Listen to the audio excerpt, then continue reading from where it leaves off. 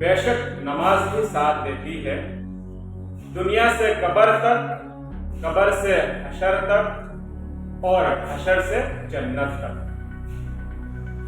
تو ضرور دیکھیے۔ ایک سیٹھ جس کے پاس بہت پیسہ تھا، وہ اس پیسے کو غریبوں میں بانٹتا، بڑی بڑی مسجدیں تعمیر کروا دی، بہت سے مدرسے کھلوا دیے، لیکن خود کبھی جا کر عبادت نہ کی۔ ایک دن اچانک سیٹھ کے پاس کال آئی کہ مارکیٹ میں ہمارے شیئرز گر گئے ہیں، بزنس کو واپس سٹیبل کرنے کے لیے 100 کروڑ کی ضرورت پڑے گی۔ سیٹھ صاحب ایک دم پریشان ہو گئے۔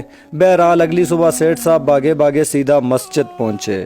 جیسے ہی مسجد میں داخل ہوئے تو دیکھا کہ ان سے پہلے ایک بیکاری بیٹھا ہے اور دعا مانگ رہا ہے کہ اے خدا 100 روپے کا انتظام کر دے، میری بیوی بیمار ہے۔ یہ سنتے ہی سیٹھ صاحب کا دماغ خراب ہو گیا کہ صبح صبح 100 روپے کے لیے اوپر والے کو تنگ کر رہے ہو، یہ لو 100 روپے اور جاؤ یہاں سے۔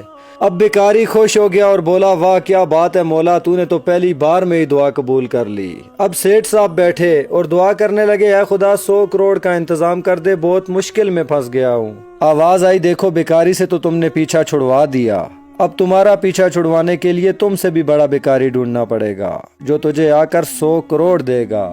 جس پر سیٹھ صاحب کی آنکھیں بھیگ گئی اور بولے آپ یہ کیا کہہ رہے ہیں، اتنا بڑا تانا دے دیا۔ تو اوپر سے آواز آئی دیکھو تو ہمیشہ مانگنے ہی آیا ہے، ملنے کبھی نہیں آیا، اگر ملنے آیا ہوتا تو تم پر یہ مشکل وقت کبھی نہ آتا۔ تو دیکھیں اگر آپ کی یہ سوچ ہے کہ خدا کا گھر بنوانے سے، غریبوں کو کھانا کھلانے سے آپ پر مشکل وقت نہیں آئے گا، تو ایسا بالکل نہیں ہے۔ وہ صرف ہمارے وجود کو اپنے آنگن میں دیکھنا چاہتا ہے۔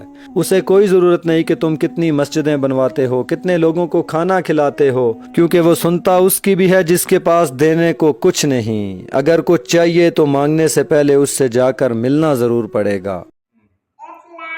ایک لائک، ایک شیئر اور سبسکرائب کرنا بالکل بھی نہ بھولیں۔ Thank you so much.